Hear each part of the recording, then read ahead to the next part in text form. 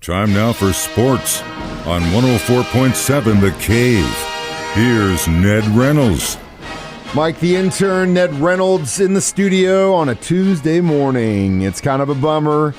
I remember when we signed him, I was super stoked. Our defense definitely needed him. He came through. He helped us win a ring, and he was a great player.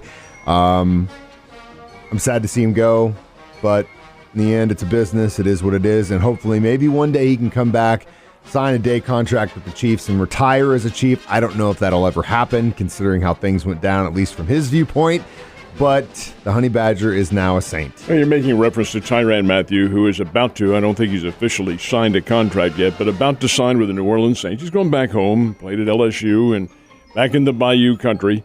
Yeah, the Chiefs will miss him at least this year. And that's what the Chiefs have done. They've let him go, and I don't think they really expected him back. He is 30 years old, and you have to understand the rate of attrition in the NFL. He probably, and I don't know, but he probably won quite a bit of money. The Chiefs would have to work around their salary cap to keep him probably for another year, and who knows, he may have wanted a long-term contract. At that age in the NFL, you don't give long-term contracts. So from that aspect of things, sure, from a defensive standpoint, and the guy was the Chiefs' most valuable player last year. A good clubhouse guy, a guy who rallied their defense. But you're right, it is part of the business, and that's how the Chiefs operate. They did get the Reed kid from Houston, Justin Reed, and they made a trade yesterday for Lonnie Johnson. So that does help bolster their defensive backs. Still, you'd like to have Tyrann back in the backfield, but you can't. It's just simply a matter of the way the game is played. Like I said, it's a business. But he'll always be one of my favorite D-backs for the team. And at the end of the day, I will always hold on to that Tyrann Mathieu jersey I have because I love the guy. I just can't wear it anymore, at least until he retires. That's the rules. So in other Chiefs news, it was a pretty big pickup, at least in my opinion. We'll see. It's one of those, low risk, high reward if it works out situations, but a Clemson wide receiver who had dealt with some very rare spinal issues, who at one point they thought he probably would have gone in the first round, didn't get picked up, but the Chiefs ended up signing him yesterday. Your thoughts on that? This is Justin Ross, and it was a birth defect that he had. It's a congenital spinal problem, and he had a fusion done. Well, that really puts up a red flag when you have a spinal fusion like that. He did play afterwards, but then, of course, had the stress fracture in his foot and had surgery for that. The guy's had injury problems, and that's principally why he was not drafted. Was a star at Clemson. Matter of fact, he was the Atlantic Coast Conference leading receiver as a freshman in 2018, and the guy played for a very good program under Dabo Swinney at Clemson. So he's a top quality player. But you're taking a chance. Of course, anything you're taking a chance, that goes without saying. It is the NFL. But it is a gamble, and they did sign him as a free agent, so we'll see what happens. There is a glut of wide receivers, and they're pretty good. You've got some quality people back there. His making the team, Ross's making the team, is probably contingent on how his health holds up, how he's able to move on the field, and where he fits into the scheme of things. But sure, they're not losers making this pick. No, not at all. And the other thing I like about this kid is that he's 6'4", 205. So he's a big receiver. So that's a good thing, and that's something I definitely want to welcome into the kingdom.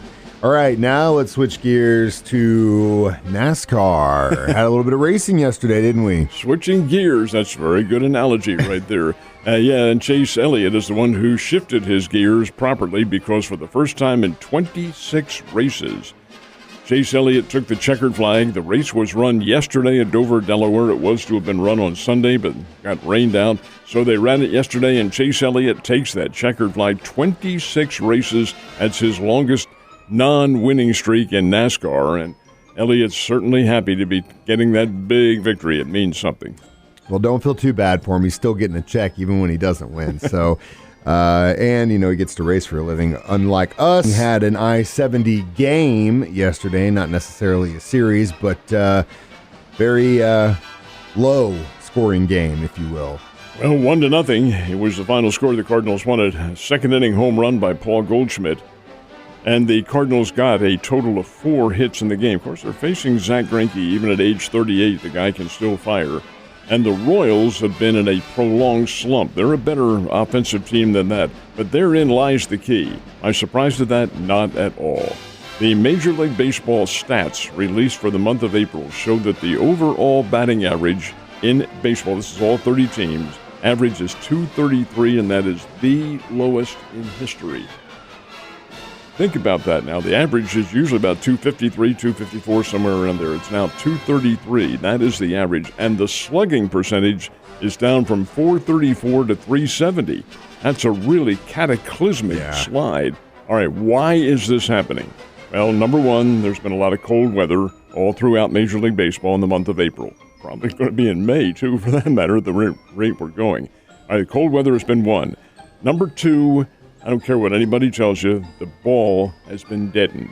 It is not traveling as far as it had in the past. I think Major League Baseball said, hey, we're giving up too many home runs here. Let's deaden that ball now. They'll deny that, of course. You do it by loosening the cover just very slightly. Anyway, I'm of the opinion that's happening. The ball is also different, and the pitchers have decided on this. Some are very slippery. That's another reason. And the third is that every Major League Baseball team has in its possession now humidors. Now, these are the same devices that are used for cigars and things like that. All right, what difference does that make? Well, the humidor makes the climate and the humidity even at all ballparks. Okay, what does that mean? Well, if it's a high humidity ballpark, the ball's going to travel further. So the humidor takes the moisture out of the air and the ball is a little deader. In drier ballparks, it puts humidity back into it. It's all to make everything even, and it has, I think, contributed to the fact that the averages are all lower now. It'll change as the weather warms up, but right now the baseball is not traveling, the pitchers are having trouble controlling the ball, and the hitters ain't hitting.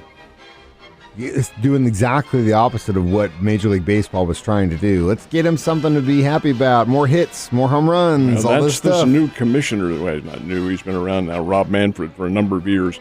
And he wants to implement all of these little subtle changes in which the game will be quicker and so forth and so on. These are among them. I don't think the guy's a positive force. Now, let me ask you this, though, on that note. You mentioned all the reasons you think that the ball's not going as far. What about, is that affecting the time of play? Are we seeing longer games or shorter games? We're seeing about equal right now, but next year, I promise you, it will be shorter because the pitch clock will be in operation. That's going to be a big deal. I dealt with the folks over at Springfield, with the Springfield Cardinals, and they are using the pitch clock. It's being mandatory now in minor league baseball, has been since the second week in April, is when they started calling a ball if you're delaying out on the mound or calling a strike or whatever the situation is so the batter doesn't get back in the batter's box within 9 seconds.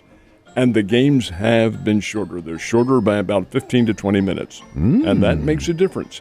So I think the more this comes into effect, the quicker the games are going to be. Not that I'm a fan of that, because I like baseball the way it was played with the strategy. Also, next year, the shift will be outlawed. You can't do that, and you can't do it in minor league baseball now. Man, well, this change is inevitable, my man. All right, so you've always been a big champion of the fact that home ice don't really matter a whole lot, and it didn't matter for the St. Louis Blues last night in their first game in their series against the Minnesota Wild, did it? Whitewashed them. The Blues whitewashed, if you can use the color panorama scheme in there. St. Louis 4, the Minnesota Wild nothing. That's a blanking on Minnesota's home ice. Now, they'll play on that home ice again tomorrow night, but yeah, I'm of the opinion that home ice in hockey doesn't make all that much of a difference. Blues have been on such a tremendous tear here at the end of the season. They're beating up on a lot of teams. Minnesota, in particular, during the course of the regular season, the Blues beat them all 3 times they played. And now it's 4 times that they played, and the Blues still have won. All 4 games those teams have played. I think the Blues are going to win this series, and from there on in, well, of course, it's anybody's guess depending on who they play, but the Stanley Cup is a long, drawn-out competition. We'll see how things end. It's a lot like basketball. Everyone gets to go, and it takes a long time to get through it. Speaking of which, we're also in the NBA playoffs, and who got the dubs last night? Philadelphia 76ers without Joel Embiid, their center who's out because of a concussion and a fractured orbital bone, are not the same team. Miami beat them last night in Florida. Then the Phoenix Suns outdueled the Dallas Mavericks. They are the first games of the second round, so it's Miami and Phoenix that have the 1-game-to-none lead. You like sports? You're eating well right now, aren't you, Ned? Well, hey, have a great day and stay dry.